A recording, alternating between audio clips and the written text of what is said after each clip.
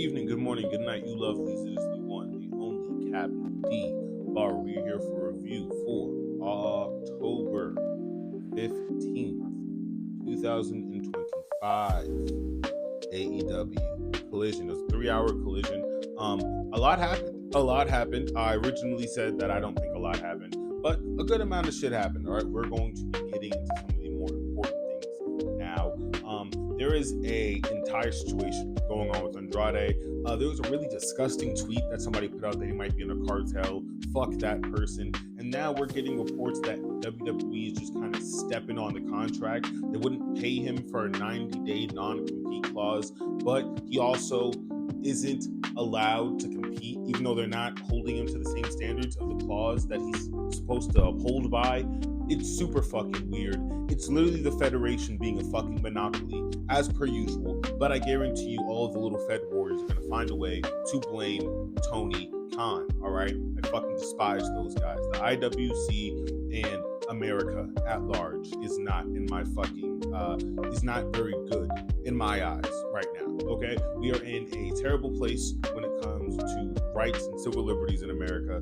And then I gotta fucking turn around and the IWC is blaming Tony Khan in the AEW locker room for shit that WWE is actively doing with the contract. It's a lot. It's too much, folks. Okay? It's too much. All right? Some other piece of the news that we're going to be getting to very quickly. The ratings are going to be down. There's going to be a lot of YouTubers and a lot of drama channels trying to farm views off of this entire situation with the Nielsen ratings and the with the Nielsen ratings and the views with any of these sports shows. We've talked about this previously on this channel, that there are 3 different sports seasons happening right now. The World Cup is happening, all right? That's 4, right? There are so many pieces of the sports world happening right now. Nobody's watching wrestling, okay? And wrestling fans know this. So moving forward, if you see anybody harp on numbers as a metric for anything, all right, whether that be good, bad, or whether that be something as simple as the pure existence of a fucking show, all right? People calling for the death of SmackDown because it's hitting a 990K. Who cares? Is the show good? Is the show good? All right, so you're going to be seeing a lot of coverage about these numbers, but you try to keep in mind that these numbers are not indicative of a good show. This summer, where almost nothing's happening in the sports world, there are a lot of things happening in the sports world, folks. There are movies, there are shows. Hell, politics is probably one of the more bigger aspects of anybody consuming the fucking television screen. Who wants to sit in front of cable anymore? There are so many aspects that go into these ratings. So if we're not going to be talking about the actual substance of the show and what it builds to towards any pay-per-view that is on the horizon, then just shut the fuck up.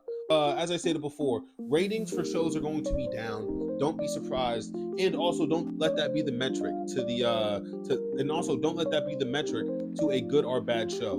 Running right through this fucking AEW Dynamite. It was 3 hours. I'm gonna call it Dynamite. It was Collision/Dynamite. That's kind of confusing on Tony Khan's part. We're gonna start though. Feel like maybe my plate's a little empty, but maybe that's because we're gonna get a 5-hour fucking pay-per-view in less than 62 hours. So I guess I can't be too much of a having my cake and eating it too kind of guy. First match of the night, first segment of the night, we get Chris Statlander versus Toni Storm. This segment fucked. I enjoyed this segment a lot. What I really like is Chris Statlander's comfortability on the mic with Toni Storm. There's a moment where she kind of imitates Toni Storm, trying to get under her skin get under her skin very subtly. I like that. There's a really funny moment at the beginning where they start stripping to intimidate each other. Renee joins in. Renee's a national treasure. Really love Renee on her interviewer kind of goat run, because every other time they need somebody to interview somebody, there's Renee. Insane fucking work ethic from her. Shout out to Renee. They end up just charging down to the ring after a couple of real sexually charged messages, and they set up brawling. And what I really enjoyed from this segment is they both gave each other the opportunity to hit each other with the belt, and they both refused, being that Tony is still kind of a face, Chris is a definite face, and they don't want to draw a line in the sand of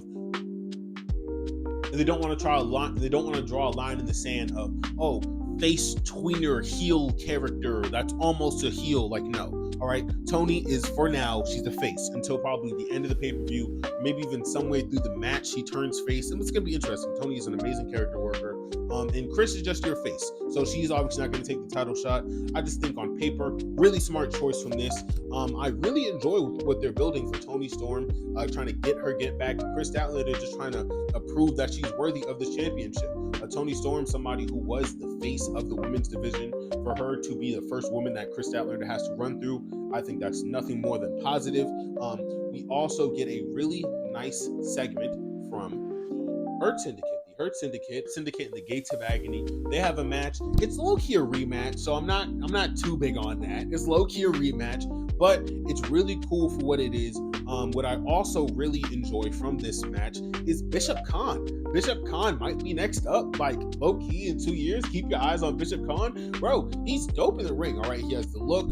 I think he kind of has the attitude down. He kind of has, all of his procedures, his foot placements, I feel like are really smooth. And I also really like his pairing with Tonga Laona, with Toa Laona. Think he's really fire. Every time he matches up with Bobby, he's throwing Bobby Lashley around the ring. It looks good. He's being booked like a strong. It actually kind of reminds me of Raquel Rodriguez and just how he's playing to being a big, kind of just like Dwight Howard. It's good. It's good wrestling. Surprisingly, actually, the Gates of Agony go over after Shelton Benjamin hits Ricochet with a V trigger to the back, or I think to the chin, knocking him out. And then from there, I think Bishop Khan does a roll up, a fake out roll up finisher, 1, 2, 3, which was caught me the fuck off guard, right? But again, these folks are going to be having a trios match with MVP, the Hurt Syndicate, Ricochet, the Gates of Agony, the Admirals, as I like to call them. We heard people. They're going to be having a match at Wrestle Dream, so that should be really interesting, all right? I'm looking forward to seeing what we can get from that. Again, third match that we're going to be getting from these guys. It was one on Dynamite, one on a special episode of... It was most recent pay-per-view. We had a segment with Hurt Syndicate and the Admirals. We also get... I'm blanking what the most recent pay-per-view was, but it was, Hurt Syndicate versus the Admirals. Then we also got that during Dynamite. Now we're getting that again. We're going to be getting that Wrestle Dream. It's a good amount of rematches. Not too happy with that. But Bishop Khan, really good wrestler. Ricochet, also very fucking entertaining. Realistically, this also means Hurt Syndicate's going to be going over on Wrestle Dream. Not too upset about that. We hurt people. I mean, come on. What do you want me to say about that?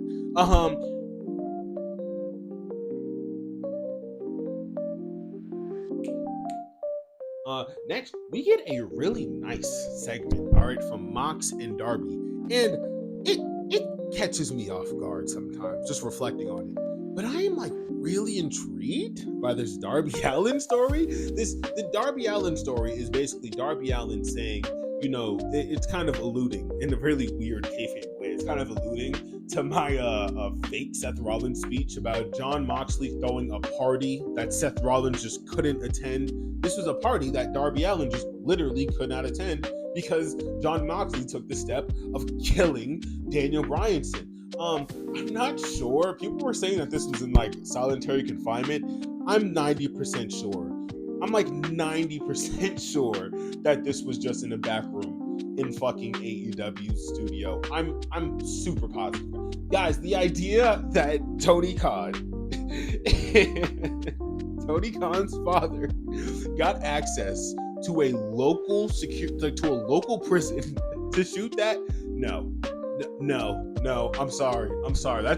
That is a work on levels of fucking Saturday Night Main Event Seth Rollins. I'm not going for that, brother. All right, this is probably some fucking backroom. It was good though. It was good. A lot of people are alluding this to the Batman scenes with a lot of people were alluding this scene to the Batman and the Riddler. I think that's exactly what AEW's production was going for. Also, AEW's production week by week getting better. It's getting better. The sharp. The cuts are getting better, their timings are getting better, the cues. And I don't mean this on just a wrestling front, but on a production front, like, of the show. It's smooth, and it's definitely increasing week by week. Again, this is their 6th year, so I don't want to like hold their hand or anything. But I mean, you do notice slip ups here and there, and it's improving. So it's making the show more enjoyable. You could always celebrate that. I'm really tired of them jumping Darby though, man. They get fucking Pac out here. Pac, okay, it was for the kayfabe sake that he broke into this prison, right? Pac breaks into a prison and he blades Darby Allin. And we have to believe that Darby Allin was then dropped off at the AEW locker room later that night. I'm gonna just say that for later. We'll spoil that. If you've seen it, you've seen it. But Darby Allin will be coming back later in the night. Not too surprisingly, he is the kind of fourth pillar to the main event in the most punish way I can pun that. Really cool segment though. Jon Moxley is fucking phenomenal. He is fucking phenomenal. I can't say that enough. And honestly, I'm just happy that we are getting an actual story with this whole I quit thing. Mox is like, neither of us gonna say I quit, and realistically, they're probably just gonna, make out like gasoline or something. I don't know, something cool, something fun. All right, I like the segment. Okay, what we get next for the show, all right, is Claudio Castagnoli versus Roderick Strong. Claudio! All right, it was good. It was a really good match, guys. Maybe match of the night. It made my dick hard. I got it right. I'm not gonna lie, guys. It was good, guys. Roderick Strong is maybe one of the best fucking wrestlers on the planet. Gun to my head, top 10. Gun to my head, top 10. I mean, he's good. Claudio, he's phenomenal in this match. I really wish Roderick would have went over, but Claudio does end up picking the win. I do think that that's kind of foreshadowing for the end. That's foreshadowing for the next Death Riders match that we will be getting very soon on the card, mind everybody. But what I get from this match is greatness. It's greatness. I will be watching this match back simply on the Graps alone. It's good. And I really need more from Roderick Strong. Tony Khan, if you do not give Roderick Strong and Willow Nightingale single pushes, I'm going to commit an act of domestic terrorism in Minecraft. An act of domestic terrorism will be committed in Minecraft if Willow Nightingale and Roderick Strong do not get the fucking respect they deserve. I'm tired of it. I'm tired. All right? We need change. I need change around this bitch. Okay? All you got is $2. All right? What I really can say for this match, though, is that it just catapulted everybody in it. I also want to see Claudio in more single shit. He had that really good match with not only Adam Cole, but, I mean, this year alone, we've seen some amazing matches from Claudio Castagnoli. And I am just really excited to see what we can get from him on the singles front, because I really do think there's a world where Kyle Fletcher, where Konosuke Takeshita, they turn into tweener kind of faces, and now you just have a situation where Claudio's hungry. He's looking at Kyle. Kyle's fresh meat. Like, listen, we could get a Kyle Fletcher, Claudio Castagnoli TNT match, all right? It's on the table somewhere out there. I'm spitballing, all right? I want to see more Claudio solo, and I want to see more Roderick solo. Pause. All right, we're not even halfway through this fucking card. Okay, we have burnt through 16 minutes. All right, I'm having a lot of fun. Reviewing this show. Okay, I can't say that I'm always having as much fun. All right, we get the Jurassic Express and Kenny Omega,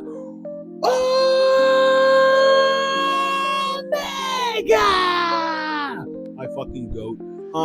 They go up against the Don Callis family. I like Don Callis. Don Callis has a really cute segment beforehand where went pretty viral, where Konosuke Takeshita and the rest of the Don Callis family are sitting around a table celebrating Don Callis' birthday. I've said Don Callis about 5 times. Okay, he will be referred to as Don for the rest of this video. Don, he gets a really nice shout out from Konosuke Takeshita, and right as Konosuke Takeshita, is going on to explain his win with the IWGP belt, or his soon-to-be win, he won. Congratulations to you, my fucking goat, my glorious king. We see that Okada turns off the television. Uncle Metzler and a lot of other wrestling talking heads are thinking that they are sooner than later building towards this whole Okada or Takeshita thing. And not for nothing, kind of speaking into collective unconsciousness here. That post I made on Reddit did a couple numbers. What I am trying to say is that after that and this match previously that took place on I cannot for the life of me remember. Okay, you know what? I'm gonna Google it. I'm gonna Google it right now. Last AEW pay per view. The last AEW pay per view was All Out. Fuck me. Yes. That with like my post mixed with their trios match with Masco Dorada at All Out, I do think that the universe is just clamoring for Okada and Takeshita right now, and I do believe that we're going to be getting it at just a very reasonable pace. I don't think it's happening yet, but it's close. All right, and I'm really fucking excited for it. What I really do like also is that we're just going to be seeing just a trios of champions, kind of a quattro of champions, because Andrade in his first couple of weeks released from WWE, he picked up an indie belt, which I think is going to go good with whatever fucking belt else AEW wants to give him. So shout out to Andrade for that. We're going to be seeing the Don Callis family fully belted up, all right, very, very soon, including the LeBron of wrestling, Lance motherfucking Archer. Give it up for him, okay? He's been doing this shit for 30 goddamn years.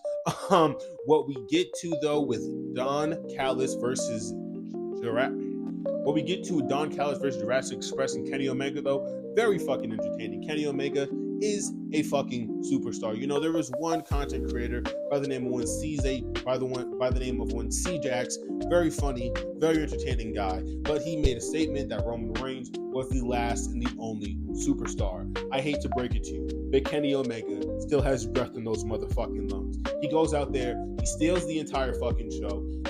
Jack Perry and Luchasaurus, they come out just to finish up the match, but Kenny carries the entire fucking match after the Bucks come out and they try to beat the shit. They try to beat the shit after Kenny Omega. Doesn't work. They get chased off by Jurassic Express. You know, the history that Jack Perry, Kenny Omega, and the Young Bucks have, it's just elite. It's elite. It's fucking good, man. It's good. Too bad Cody isn't here to appreciate it, you know. But you know, I heard that they're redoing Street Fighter 2 in Saudi Arabia, so you know he'll probably be shooting that real soon, and then you know come back for you know the 16th Roman Reigns match. So that should be really interesting for him. I really like this match, though. I really like this match. I really enjoyed also the kind of showing of Kenny Omega, just being very wary of Jack Perry. You know, Jack Perry, for those who don't know, he is coming off of a scapegoat character, which was kind of like a heel tweener from the whole CM Punk thing. It was a lot. Crushing real glass. I really like this match though. I really like this match. Jurassic Express and Kenny Omega, they go over. Not too surprising. You know, the team consists of the team of Hisario, Josh Alexander, and the only Mark David. I don't know who this guy is, but you know, he seems to be a pretty prominent guy in AEW, so we're gonna be giving him his credit. Okay. They showed the Ibushi.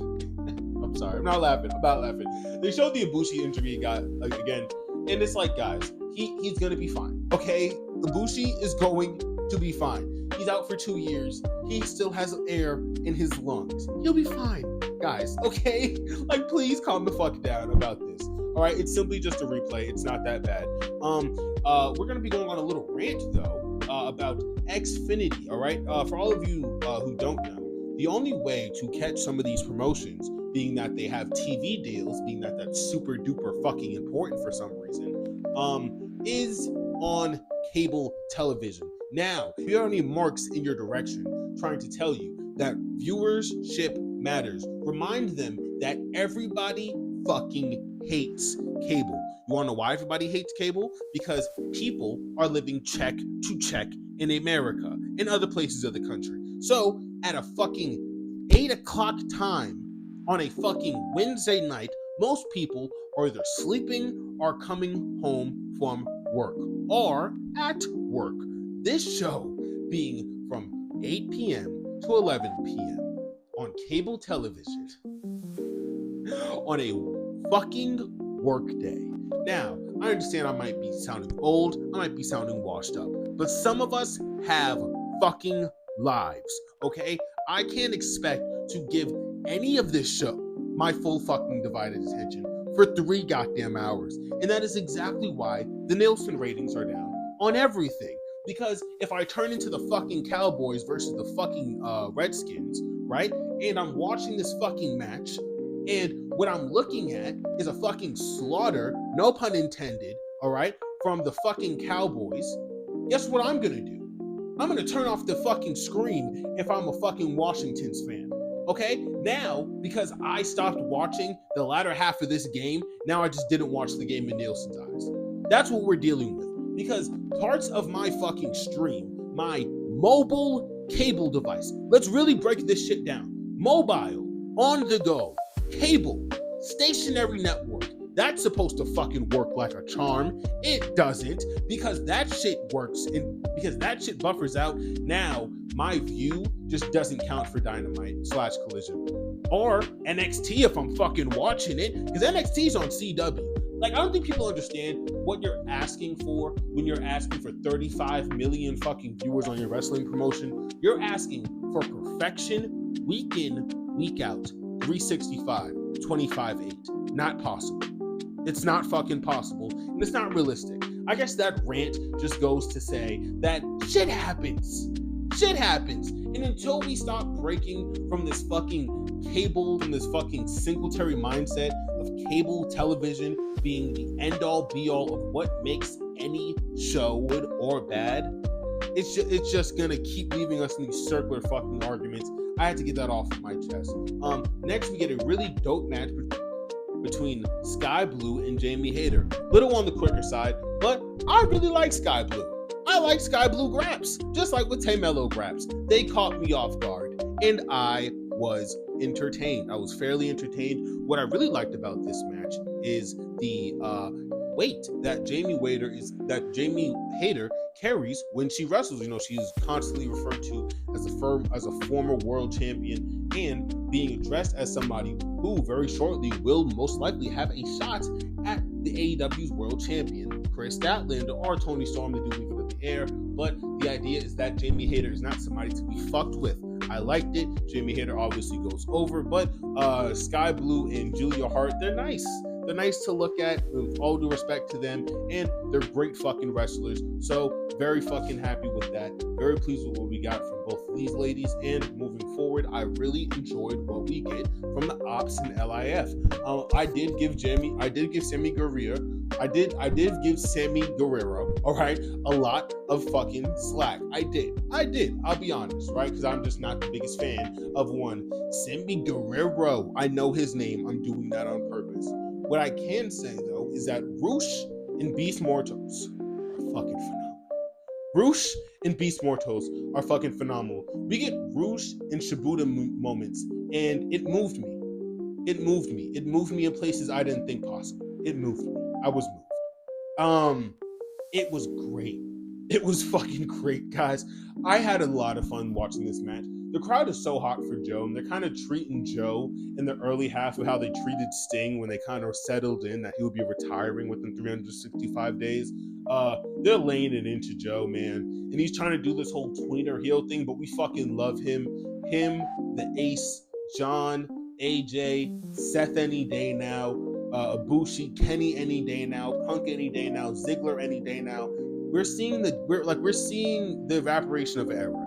And I mean, as much as I fucking despise the guy, I mean, Alberto Del Rio, the second that domino falls, bro, we're going to start seeing a wave of wrestlers just start fucking collapsing. Like Matt Cardona, okay, is on his last couple of good legs, guys. I'm like, we're in the end game. This is the fucking end game. But I had a really good time. I had a really, really good time with this match. This is a very long video. I blame Tony Khan for making a 3-hour fucking show. I feel like I said not a lot happens. And now we have been here for almost 30 minutes just chatting. All right, let's get through the rest of this, man. I really enjoyed the Death Riders in the conglomeration match. It was Daniel Garcia versus Yuta. Good pairing, just good pairing. I like Daniel Garcia minutes. What can I say? And it's freshly fucking squeezed Orange Cassidy and Kyle O'Reilly. Freshly squeezed with your feet on the air and your head in the ground. What an amazing fucking guy. What an amazing match. There was a segment where Orange Cassidy does the Danny Garcia dance. Danny Garcia popped. I laughed. It's cute. Wrestling can be fun, man. I really enjoyed also the kind of presentation and the selling of Danny Garcia's transformation. Daniel Bryan says, he's a completely different person, and everybody on the commentary kind of agree, like, yeah, we all have our memories with him. Being that Yuta Wheeler, Danny Garcia, and Orange Cassidy, these are really long established people in AEW. So the lore just stretches back, and they kind of open that trunk of lore, saying that Yuta Wheeler and Orange Cassidy have a litany of experience with each other. Same thing with Danny Garcia and Yuta Wheeler, even before the existence of AEW. Mwah. Chef's kiss on my chef's kiss on their behalf. I really enjoyed everything from that. Daniel Bryan fits seamlessly into the fucking commentary. We really do get a nice match with a pretty interesting ending. We really do get an interesting match, right? With a pretty weird ending. We get a win for the Death Riders, with help from outside interference, which is like not a big fan of that. Really not a big fan of that, but it is what it is. Kyle O'Reilly eats a pin, and as the Death Riders are getting the shit beat out of him, right? Darby Allin comes fucking limping out like a zombie. And at first I thought this was a stunt double. I thought maybe we were going to be doing like a rug pull kind of thing, but it's literally Darby. He's still bladed. That has to be a fresh blade. Like, come on, brother. That has to be a fresh blade. He comes out bladed with the patch on him, and he's limping, and he's fucking half dead, but he won't quit. And it's really like some Naruto shit. Maybe even more akin to Luffy, like in fucking Whole Cake Island. どうしたんだルフィ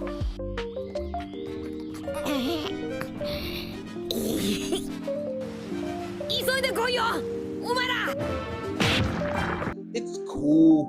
It's really fucking cool. And I was thinking to myself, like, man, I could imagine being like a 9 or 15-year-old and watching this guy and going, oh, he's the fucking man. Oh, this guy is my John Cena. I totally understand. Now, obviously, I don't feel like that. But, I mean, the work Darby Allin is putting on right now, maybe some of the best work he's done in his entire AEW run next to his Sting shit. It's working. It's working. The crowd is behind him. And also, the character work he's doing is just, it means something. He will not quit. He will not die. He gets hit by every member of the Death Riders. And unfortunately, he doesn't get any offense off, which I think is kind of whack, but it probably means that he will be winning the dream in the wrestling show. I'm looking at the moon right now, and it is gorgeous. That's just a bit of a side. It's a bit of a tangent for you guys. It is gorgeous looking at that moon. Wow. All right. I'm focused. I'm locked in. Okay. I love this. And I think that Darby Allin versus Jon Moxley is going to be a generational Extreme Rules match. Okay. Paul Heyman will do nothing but sob. All right. And admit that ECW is the best show alive. All right. We also, after this, we also getting towards the end of our show, we get a really cute segment from the acts of God. They're not the hands of God. It's like the choices of God or something like that. I'm not sure. The Top Gods, yes, the Top Gods, which is an insane name, with a group with a 7-foot woman in it. But I'll keep my thoughts to myself. Keep my thoughts about one Miss Megan Bain. Ooh, she looked great. Okay, I'm not doing it. I'm not objectifying her. Okay, I enjoyed this segment. I really enjoyed this segment, being that it led into a fucking Megan Bain Harley Cameron match. Let's fucking go. And the match was like top 5 match of the night. Yo, this match is crazy. The match went for 10 minutes, and it started with like FTR, Megan Bain kind of talking shit. Willow Nightingale comes out. Willow. Super happy for that. Jet Speed come out, and they kind of pull a reversey on them. Don't get dummy, yo, reversey. They put on the big screen them just chit-chatting, rage baiting, more or less. And then they show up behind them. Oldest trick in the book. This leads to a Harley Cameron and Megan Bain match. And Harley Cameron gets like 3 fucking near falls, and the crowd doesn't sit down. Like, after the second near fall, the crowd just starts standing the fuck up. And it's like, okay, this is ball. We're watching a ball game. Harley Cameron goes out there. She fucking whoops. Megan Bain, and I'm going to say this also, just kind of giving credit where credit due, Raquel Rodriguez are maybe some of the best heavyweights in the women's division. Period. Right now, right behind Bozilla. She's super fire. I don't see a lot of Bozilla. I see a lot of Megan Bayne. I see a lot of Raquel Rodriguez. Those two ladies are fucking dope. All right, and they deserve a lot more. This match fucks though. This match fucks, and it's really surprising what we could be getting from Harley Cameron if this company just took her seriously. Small little rant, there was a timeline where she ends up picking up the tag titles with Mercedes Moné, being that her and Minnie Monet, they're just over. They're an over group when they're together. If you don't believe me, go check out their fucking after the show footage from Spring Breakthrough. I say you can speak, you can speak. Minnie Monet, the stage is yours. All right, did you catch all of that? Yeah. Do you want to give it a go? Okay.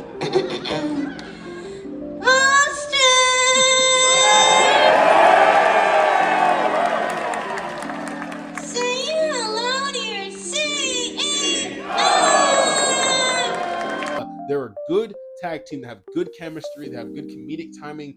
And what I'm really just trying to get down to the crux of is Harley Cameron could go so many fucking places in this company. Same thing with Megan Bayne. Same thing with Jamie Hayter. Same thing with Willow Nightingale. Tony Khan just has to pull the fucking trigger. All right. If he doesn't pull the trigger, he's going to have a stagnated women's division. Okay. A lot of people are already jumping on this whole Mercedes Moné thing. Get off her back. Okay. She's the Ultimo Monet. She's gonna have belts. Okay, you know how many niggas just had belts back in the day, just had belts? D'Lo Brown was the European champion. Do you niggas want to know where D'Lo Brown was born? Come on. What are we doing? All right. It was cool though. It was really, really cool. And I'm not gonna lie, if Tony doesn't make Willow Nightingale a champion, he's a fucking mark. Okay, a fucking mark. Last match of the night, we get Mark Briscoe, Bro Dino versus the Don Callis Family. All right, Hisario, Kyle Fletcher, and I believe it is also I remember who it is. Okay, versus RJ Ryder. I think that's his name. I'm not too sure. Kyle Fletcher and Lance Archer. This match goes exactly how you think it's gonna go. Mark Briscoe, Bro Dino, they go over. I like Mark Briscoe a lot, and I also really like Bandino a lot. I'm not gonna lie, that RJ Ryder guy, I could use a little bit less of him. Lance Archer also, he does a really cool job, but if you're going to ask me, we're going to be honest, he was only there for Brodino, and he was only there for Brody King, and Brody King kind of wiped the floor with that nigga Lance. So he didn't really do a lot. Into at least 36-minute territory, they kind of go into quote-unquote overtime is what they call it. It's a little cheesy, but it's interesting, right? They treat it just like a sports game. What I really appreciate from this is the showing that we get from Kyle Fletcher. He is easily the next world champion. And what we get from Bro Dino, just as a tag team, really smooth shit. I really like their synergy. I like their synergy, and I like how they play to each other in and outside of the ring.